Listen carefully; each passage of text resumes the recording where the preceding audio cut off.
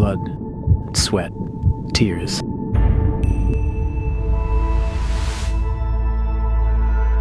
How far are you willing to walk? Are you ready for the distance? Will you go the extra mile? Will you lay it all down for the one who gave you his all? And consider the cost of the cross.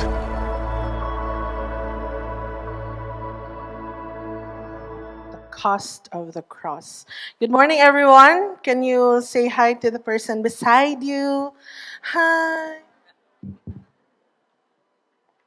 All right. Give them a big smile. It's Sunday. And by the way, my name is Arlene. I'm one of the campus missionaries. Daily youth service karon guys. So, ganina no, the person who's standing here, that's Benji, also one of our campus missionaries. And it's a privilege to actually be standing in front of our 10:30 worship service. Benji said a while ago that we exist for two reasons, and that's to honor God and make disciples. All right. So, speaking of making disciples, our heart really is to advance God's kingdom in different places. That includes the campuses. For the campus people here, we love you. That's why we reach out to the universities and campuses here in the city, but not only in the city, not only here in our city, also to the nations. Speaking of nations, yesterday we had our 10 days missions training. So I don't know if you're familiar, but every single time we do send, every year, we do send missionaries from our local center and we send them out to a different nation. They will be helping out that specific nation for 10 days. That's why it's called 10 days. So, wala picture. That's I'm done. Sorry, walay picture. Anyway, so the missionaries from all over Mindanao, these are Victor Group leaders who are part of the 10 days team gathered here last Friday and yesterday to have our 10 days training. So it is actually a privilege to be going to the nations, preaching God's word to the nation, a completely different mission field, and yet the same God, you will be able to see there that the same God that works here is the same God that is doing wonders in that specific nation. And so I would like to invite you guys to support our missionaries by praying for them. This is the start of their journey as 10 days missioners, and I'm asking that you pray for our missionaries. Missionaries from Mindanao, they will be going to Indonesia, Cambodia, Laos, if I'm not mistaken, on other parts of Southeast Asia. Anyway, but that's not the whole point of why I'm preaching today. I would like to invite everyone to stand. Let's all read God's word in Mark chapter 10, verse 28 to 31. Can you please open your Bibles and let's read together? Right? It says there, Peter began to say to him, "See, we have left everything and followed you." Jesus said, "Truly, I say to you, there is no one who has left house or brothers or sisters or mother or father or children or lands for my sake and for the gospel who will not receive 100-fold now in this time houses and brothers and sisters and mothers and children and lands with persecutions, and in the age to come, eternal life. But many who are first will be last, and the last will be first." Allow me to pray for us. God, we welcome you in this place. You are God of the city, and I pray, God, that even as we hear the preaching of your word this morning, you will saturate our hearts and our mind. Protect us, God, from misinterpreting the word. Allow us to really hear what you want us to hear this very morning. Let your voice be so loud for us that we would hear, Lord God, what you're asking us to let go. Lord, we honor you today. In Jesus' name we pray. Amen and amen. Please take your seats.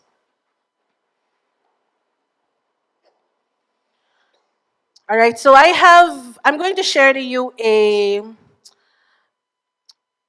situation. Let's say all of us, we are going to take a very hard examination. So it says, according to my little trusty Google, now one of the hardest examination here in the Philippines is the bar exam. So for this preaching's sake, let's just say all of us, we are going to take a bar exam. Unya si Pastor Kim, he is the top of our batch. Very intelligent.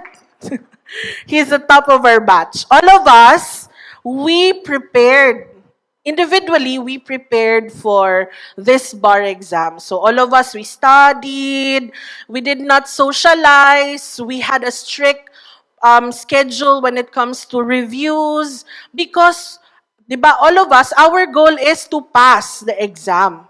That is our goal. So, when the examination came, syempre, because you prepared, you studied, wa jud ka galaag, nag-ingon imuhang friends, let's go to Dahilayan. No thanks. So, wala jud ka laag, you just studied and studied and studied for how many months? And you felt like you are really prepared for this. So, when the examination ended, you were just confident with your answers. Pastor Kim had a very different preparation. It was somehow the same in a sense that he followed a very strict schedule of review.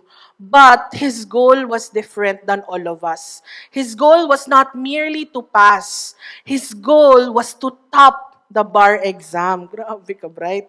To top the bar exam. One day, the results came in. So, wala pa dokta. We were not able to check our phones yet. We were not able to check the result yet. You were not able to check if you passed. But you found out that Pastor Kim failed. He failed the bar exam. He prepared, right? He had a very strict schedule, very strict study plan. And he followed all of that up to the dot. He was there not simply to pass, but really to top the exam. And he failed. My question for all of us, will you still check your result? Will you still check your result? Do you think you passed?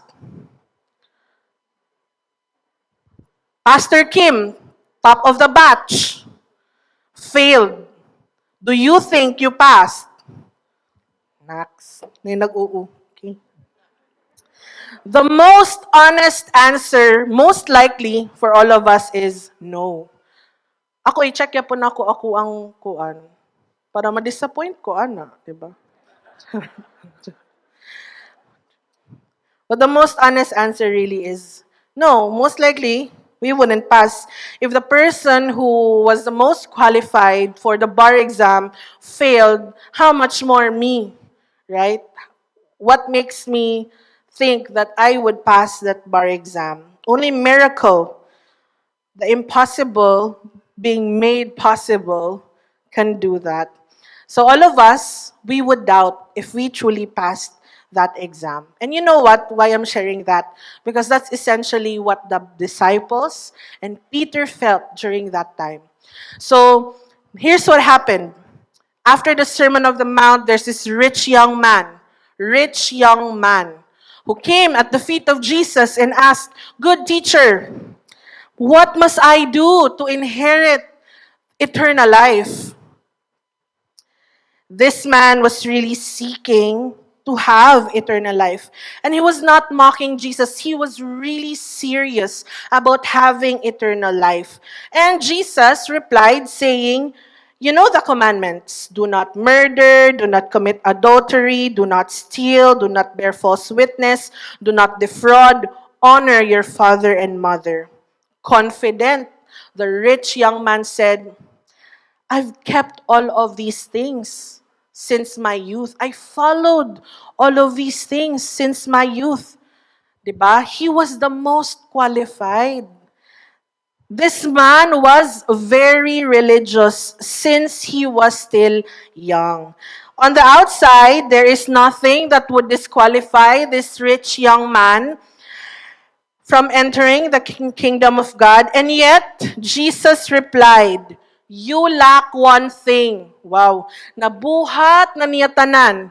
He still lacked one thing. Jesus said, "Go, sell all that you have and give to the poor, and you will have treasure in heaven, and come follow me." Peter, not a rich young man, did not have the best track record when it comes to his religiosity. He was not the best Christian there was, not the best Jew there was. Peter, having heard how Jesus answered this rich young man who followed all the rules, Peter said, "See, we have left everything and followed you." Peter, when he mentioned this, when he said this, he was not actually boasting of the sacrifices that he made. In fact, he continues in panic about the difficulty of securing eternal life. If this person who is rich, who is young, who followed God all the days of his life, who follow the 10 Commandments, he is not even sure if he will have eternal life. How much more me, how much more Peter, who did not have the best track record when it comes to following God? What assures Peter and the disciples that they too would inherit eternal life. And they have already given up everything. They have already given up everything that they have. They left their houses, their families, their lands, their children. They left everything to follow Jesus. And now they're in a moment of doubt. Am I really, truly saved? Having given up everything, am I really, truly saved? Even the rich young man who has everything has no assurance of eternal life. So Peter asked, "How can us, your disciples, even be given the consideration of heaven?" You know, this rich man's story is really meant to remind all of us that following Christ challenges our deeply ingrained instincts toward self-preservation and security. When you say that you follow Christ, it will challenge whatever mindset that you have in terms of self-preservation, trying to preserve yourself, trying to make sure you are okay, trying to make sure that you are safe. And it challenges and following Christ challenges that. It challenges your sense of security when you follow Christ. The question is, do you want eternal life? Do you want eternal life? Are you here because you are secure, you are sure of your eternal life? You know, it is not enough that you do good things. It is not enough that you do good things. Good things will never earn you salvation. Jesus said two things to Peter. First, sell all that you have. Are you willing? I'm going to ask you that question today. Are you willing to sell all that you have? Second, Jesus said, give what you have earned to the poor. Having sold everything that you have, imo pa yun siyang ihatag, di pa yun mabalik sa imong account. Baligyan ni mong iPhone 16. Okay, Rakay. Pwede naman siya mabalik sa akong account. No. Now that you've sold your iPhone 16, the money, you will give it to the poor. So ang poor na siya iPhone 16. Ikaw na ang wala. Okay, raka na.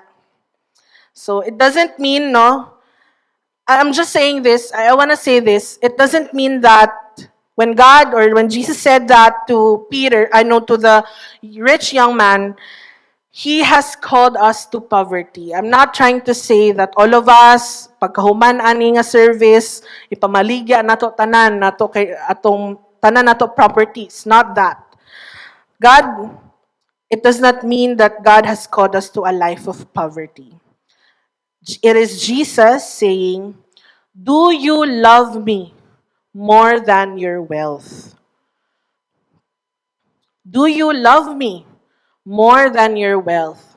And for those who are financially struggling, asking that question, I love you, Lord, more than wealth. Kaya may ako in the first place. And yet that is not the whole point. Wealth is actually another master. The Bible says we cannot serve two masters. We cannot serve both God and money. Why is Jesus so specific about wealth? Because if we're not careful, our sense of security and trust can actually be skewed towards wealth rather than God. And I'm saying this not only for the people who consider themselves rich, but even for those who are financially challenged. You know, even for those who are financially challenged, money can be your God. You do not want to go to church anymore because you have to keep working. You do not know the value of rest. You don't have a rest day because you just want to keep working. You just want to keep earning money. Wealth, being a God, being another master, is not only an issue of the rich, it is also an issue of the heart of those who are financially challenged. That means it is a heart issue for everyone.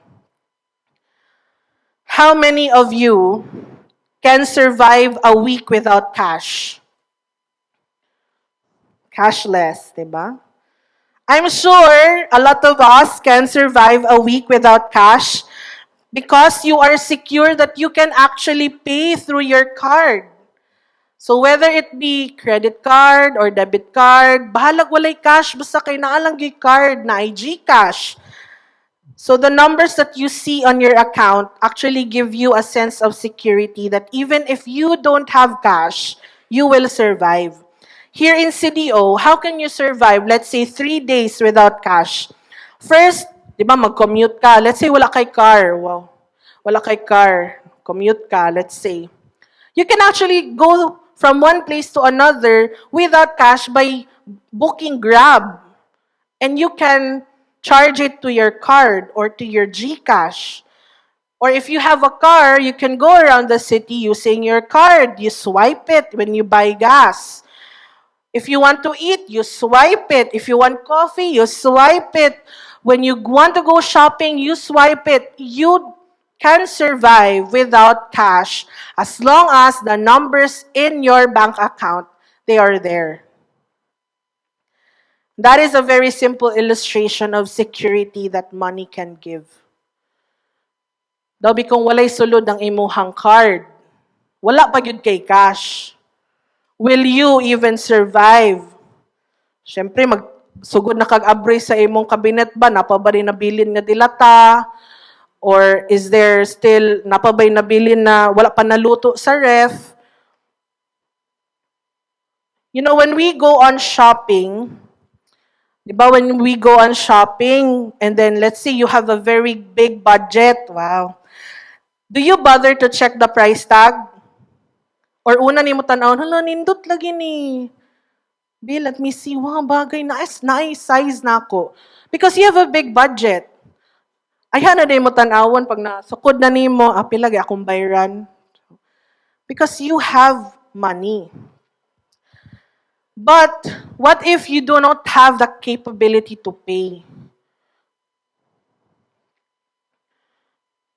I'm sure, di man kay ka mosulod siguro sa store. Dili ta dira kay wa koy ka-afford. And for those who are financially challenged, I would say this no na for those who are a bit challenged in the aspect of finances, 'di ba? If we want something, ilay hands na to, Lord, I want a new car. God, ganahan ko og new na washing machine. God, I want a new phone. So, musulod ka og power mac. Ba, check ka sa phone. Imo din siyang prayhan, Lord, I want a new phone. But the rich people, you do not even bother to ask God for it anymore because you can. You can use your card easily, swipe. How about when you get sick? Those who have money will not hesitate to go to the clinic and have themselves checked and pay for the prescribed medicine. But what about the poor? Pwede naman siguro na madalag Vicks. Diba? Vicks lang sa, tuob lang sa tuob. Diba? Pero ang mga rich, oh, let's go to the clinic. For those who are poor or financially challenged, dalhon sa natog prayers, diba? Lord, I pray for immediate healing in Jesus' name. Because we cannot afford. And so the poor versus the rich, you would be able to see a very stark contrast. The poor will always call upon the name of the Lord. Because their sense of security is not there in their money or riches. They don't have that. Their sense of security goes back to God. Jesus is saying, sell all that you have. That is actually Jesus saying to the rich young man, do you trust me more than wealth? Do you trust that it is Jesus who will provide for you and sustain you? And this goes for all of us, not only for those who qualifies themselves as rich. Every single one of us, struggling or not struggling in the aspect of finances, I want to ask you this question. Do you trust that it is Jesus who will provide for you and sustain you? When your boss threatens to fire you if you don't bend to the office corruption, do you trust that it is God who will defend you and provide for you when you say no to it? When your scholarship is at stake, if you don't vote a certain politician, do you trust that it is still God who will take care of you, who will ensure that you will be able to graduate? When you meet a married man who promises to provide for you, if you agree to the affair, do you trust that God will always be faithful to provide more than this man could ever offer? How about this for the students or even for the singles? If a man or a woman says that they will leave you in that relationship if you don't engage in premarital sex, do you trust that it is God who will be able to truly satisfy the longing and loneliness in your heart? Sell all that you have. Jesus said, let go of everything that runs the risk of taking the rightful seat of Jesus in your heart. Let go. Can you tell the person beside you, let go? Di ba? Let go. Let go of that person. Let go of that thing. Let go of that circumstance. Let go of that situation. Let go of everything that runs the risk. Even the risk alone, not yet the very deed. The risk alone, let go of that. If that is taking the rightful seat of Jesus in your heart, He should be the one sitting at the throne of your hearts. Not you, not riches, not fame, not security, not power. Him. Another thing that Jesus said, give to the poor. And all the poor will say, Amen. Jesus did not only tell the young man to separate himself from his possessions. It was not merely Jesus saying, okay, you separate yourself from your possession. He actually said, redistribute your wealth to the poor. That was a very heavy demand because Jesus wanted the man not only to help the poor, but to identify with the poor. This man was challenged, lose everything that you have. Lose everything. And now, sit down with the poor. Identify with them. It is already a huge demand to lose everything that you have. And it is completely another thing to give all that you have to the poor, making this rich young man the same standing with them. Just like what I told you a while ago, na maligya, imong gihatag, imong gibaligya ang imong iPhone 16 because God said so, and then you are going to give that money to the poor. Ang poor na karon ang nay iPhone 16. Ikaw ang wala. And are you okay with that? Now, the rich young man and the poor man, they are both equals. And this actually disheartened the man. He resists surrendering not only wealth, but also status and power. He resists participating in economic justice and handing over power to the poor beneficiaries. You know, the financial, social, and political costs are too great. It is too great. I cannot simply give up my money, and now you're asking me that I will identify with the poor. I will identify with them. I have built my reputation since I was young.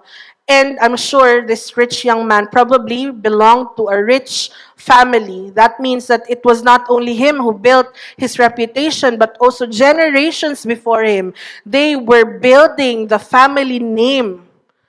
And now Jesus is telling him, give that up. Give that up for me. That name that gives you security, give that up for me. And that is a very high cost for this rich young man. This is going to be very painful to hear for some. And later, magpray tag healing, no? So, are you okay with paying your employees the rightful wage? Do you treat them right by looking at them straight in the eye when you're talking and treating them with dignity? Do you pay their overtime when you ask them to go to work beyond working hours? Is it okay with you if you sit and dine in the same table as your employees? Do you tell your students that they will flunk this subject if they don't buy you something? Do you threaten your teachers that you will give them a very bad faculty assessment at the end of the term if they don't give you high grades for an otherwise very badly written final requirement? Even the students hold a certain degree of power. All of us, we hold a certain degree of power. All of us, we are capable of using that power against the disadvantaged. So we are given an upper hand. The person beside you has a power, not only wealth. And if we're not careful, we can use that power for our self-gain. Jesus saying, give to the poor, is actually also Jesus saying, sit at the tables of those who you consider are below you and be one of them. There's this pastor, one of the women pastors in Victory. Her name is Pastor Mai Nunag. And I would remember she said that there is no ladder to climb, only a table to serve. Nagloading mo. There is no ladder to climb. So, there is no position, right? No position in the kingdom of God. We do not hold ranks just because he is a pastor or she is a campus missionary is so much higher than you in terms of your spiritual growth. All of us, we sit in the same table and we serve each other. There is no ladder to climb, no position in the kingdom of God. We are sitting in the table beside our God and serving each other. So humble yourselves. Do not think highly of yourself. Do you say hi to your seatmate here in the church even if the preacher or the service lead won't ask you? Or do you do a mental profiling of them first? Be, makahatag ba ni siya connection sa kuha if mag-hi-hi ko niya? Is this person going to be a good network for my business? Is this person going to give me anything amazing? Is there anything that this person can offer me? Do you consider first, be? Sikat ba ni siya? Kung mag-abay-abay ba ko ani niya, mag-selfie-selfie me, is it going to add to my social media clout? Or would it simply be cool to be friends with this person? Diba there are really people who are naturally cool. They draw crowds. They're the sikat ones. So, do you profile people when you say hi to them? Or you really genuinely love people and you see God's love for them when you look at them in the eye? Even if they are new, even if you do not know them sitting beside you today, do you say hi to them? Or do you do mental profiling first? I hope you don't do mental profiling. I hope that you genuinely love people. Because Jesus died for that person. Jesus died for you. This is an upside down kingdom. And you have heard that being preached many times, that we belong to the upside down kingdom of God. It is a kingdom where the last will be first and the first will be last. Can you show that, please? A kingdom where it is the humble who will inherit the earth, and the rich who are sent away empty. And the kingdom of God is a kingdom where the least are the most valued and the most humble are the most powerful. In the kingdom of God, it is an upside down kingdom. Very different from how the world sees power, how the world sees life. Peter and the disciples left everything. They left everything behind to follow Jesus. No wonder they were called disciples. They were called disciples, and this rich young man was not called a disciple. A disciple is someone who believes Jesus, follows Jesus, and commits to the mission of Jesus. A disciple is someone who believes in what Christ has done on the cross, and on the third day he resurrected so that all of us would be saved. He believes in that. But that's not where discipleship ends for us. Discipleship also is a disciple is also someone who follows Jesus. Now that I received my salvation, you now are the master over my life. You are the Lord of my life. If you're not the Lord of all, you're not the Lord at all. And a disciple does not merely end there, because he or she understands the heart of God. He cannot help but share that love to others. So he commits to the mission of Jesus. He commits to preaching the gospel to those who have not heard yet. Peter left everything behind for the sake of Christ. They chose a life of surrender. The 12 disciples of Jesus gave up family, inheritance, a certain degree of power in their day, and they considered everything as loss compared to the surpassing worth of knowing Jesus.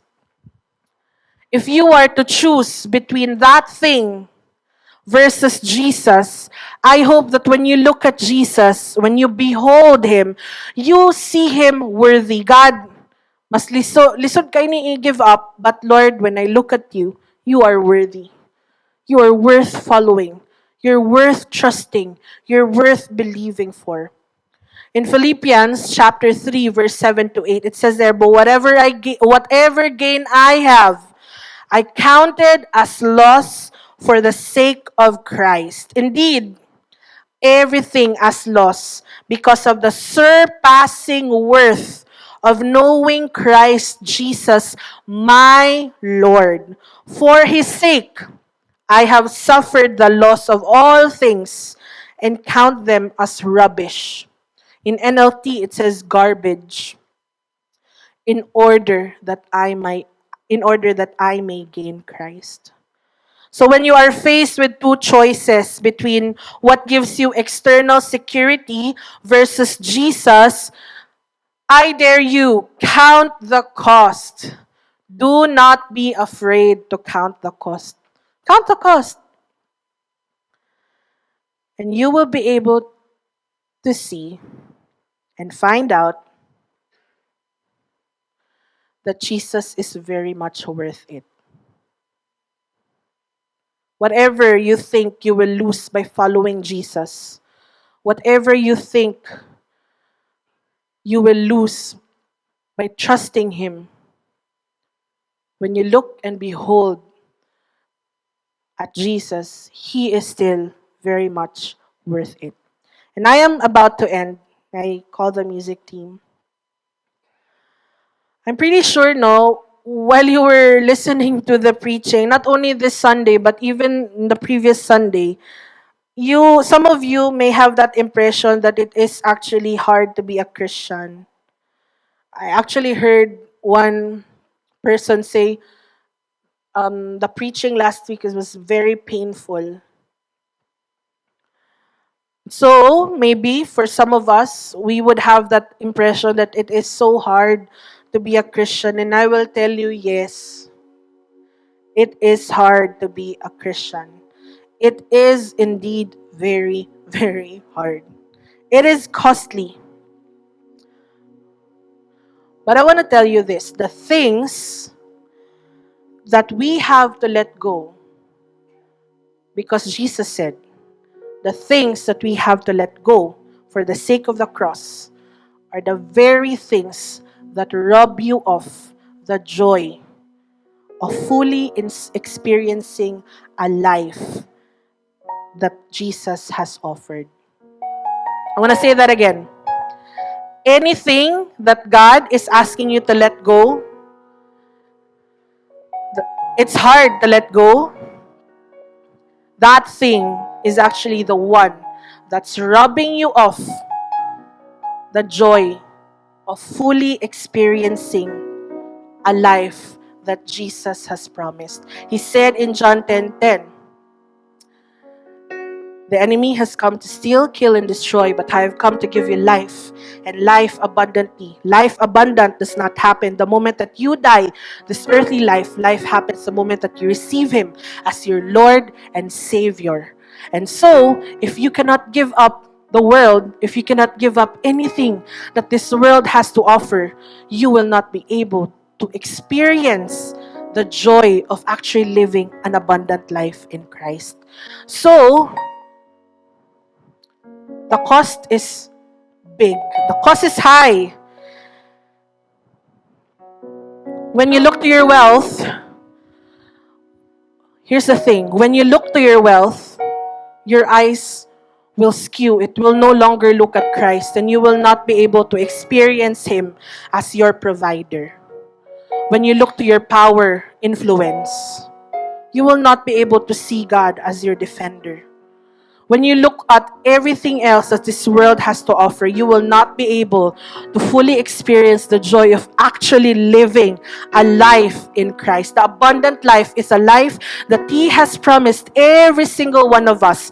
And if you do not give up the things of this world for the sake of Christ, you will not experience a life abundantly promised by Jesus Christ. It is not a life that you only get to enjoy when you are in heaven. It is life that He promised that you will enjoy today if you choose Him.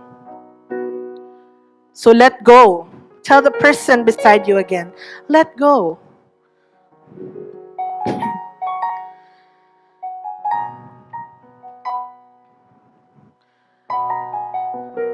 Everything that you have gained in this world, I hope that you count them all as loss for the surpassing worth of knowing Christ Jesus as our Lord. Every single thing that you think you have gained in this world, I hope that when you look at them, they are rubbish compared to knowing Christ and living a life in Christ. Let me invite everyone to stand. Jesus desires that we let go of everything that hinders us from enjoying Him. Lordship, if you look at it in surface level, it is hard. But Lordship is Jesus' invitation for you and I to enjoy Him. You cannot enjoy the world and then enjoy Christ. You have to choose one over the other. And right now, it is my invitation for all of us that we would always, always choose Jesus. Jesus desires that we let go of everything that hinders us from enjoying Him. The question is, will you? Will you let go? Will you let go? Allow me to pray. God, I believe you are speaking to each one of us today. And there's a certain area of our lives that we are desperately holding on to. But you have already been speaking to us to let go. Would you give us the faith today, Lord? Give us the faith today, God, to forsake that and to choose you and to keep choosing you from this day forward. Lord, give us the faith to let go of everything that weighs us down from experiencing and enjoying your abundant life. I speak life to every single person in this room. I speak life and faith to every single one of us. God, build the faith in us to look at you and say, you are worth it all. I may lose everything for the sake of you, but I will choose you because you are worthy. God, you are worthy of it all.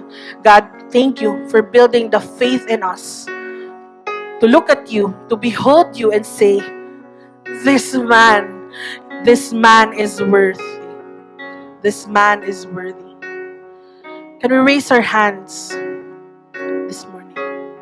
Lord, every hand in this room, you look at this as an act of surrender, Lord. Would you build the faith in us to let go? Would you build the faith in us to trust you?